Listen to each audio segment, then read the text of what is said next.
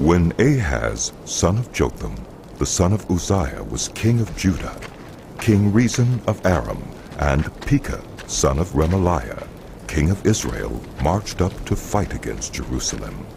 But they could not overpower it. Now the house of David was told, Aram has allied itself with Ephraim. So the hearts of Ahaz and his people were shaken, as the trees of the forest are shaken by the wind.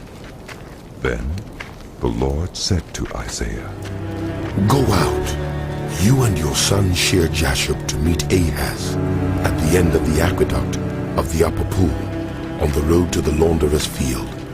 Say to him, be careful, keep calm, and don't be afraid. Do not lose heart because of these two smoldering stubs of firewood, because of the fierce anger of Rezin and Aram and of the son of Remaliah. Aram, Ephraim, and Remaliah's son have plotted your ruin, saying, Let us invade Judah. Let us tear it apart and divide it among ourselves, and make the son of Tabiel king over it. Yet this is what the sovereign Lord says. It will not take place. It will not happen. For the head of Aram is Damascus, and the head of Damascus is only Rezin. Within 65 years, Ephraim will be too shattered to be a people. The head of Ephraim is Samaria, and the head of Samaria is only Remaliah's son. If you do not stand firm in your faith, you will not stand at all. Again the Lord spoke to Ahaz.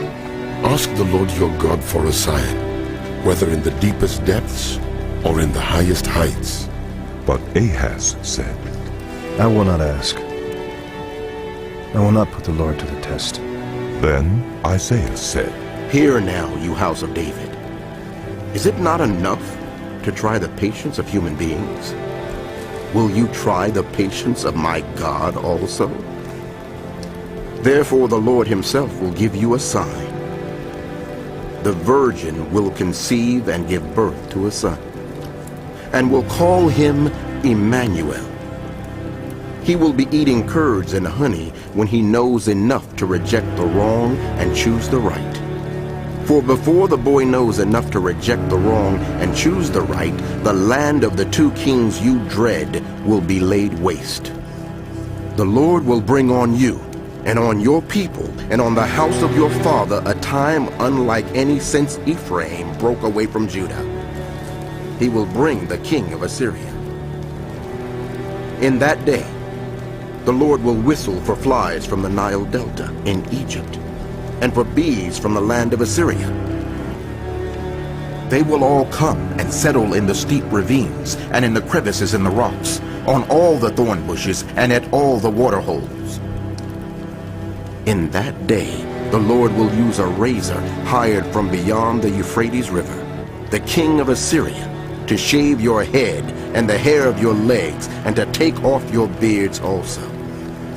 In that day, a person will keep alive a young cow and 2 goats, and because of the abundance of the milk they give, there will be curds to eat.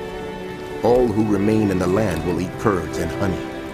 In that day, in every place where there were 1,000 vines worth 1,000 silver shekels, there will be only briars and thorns. Hunters will go there with bow and arrow, for the land will be covered with briars and thorns. As for all the hills once cultivated by the hoe, you will no longer go there for fear of the briars and thorns. They will become places where cattle are turned loose and where sheep